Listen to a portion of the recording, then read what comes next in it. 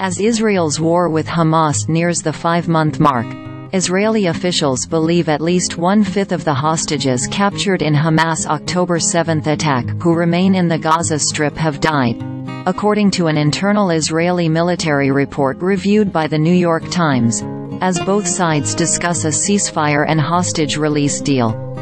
Hamas officials told Reuters last week they were reviewing a proposed 6-week ceasefire agreement contingent on the release of more Israeli hostages in exchange for Palestinian prisoners.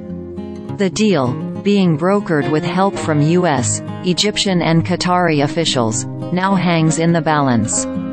Israeli Prime Minister Benjamin Netanyahu rejected proposals to withdraw IDF troops from Gaza in a speech last week, a key Hamas demand. Netanyahu vowed not to end the war, with less than the achievement of all its goals, including the return of all hostages, the elimination of Hamas, and the promise that Gaza will no longer pose a threat to Israel.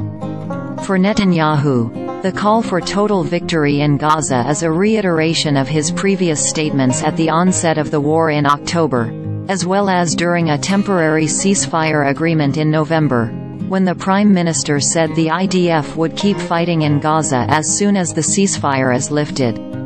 The 240 hostages were taken from Israel in an unprecedented attack by Hamas that led to some 1,200 deaths in southern Israel, according to Israeli officials.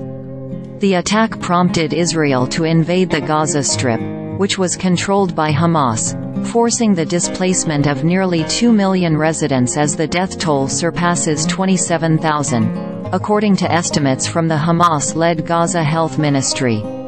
At least 2 of the Hamas-held hostages declared dead since the start of the war were U.S. citizens. One of them was 70-year-old Judith Weinstein Haggai, a dual citizen captured in the October 7 attack who was declared dead in December after spending 82 days in captivity. The other was her husband, Gad Haggai, who was captured alongside his wife. 3 other hostages were mistakenly killed by Israeli forces, the IDF said in December.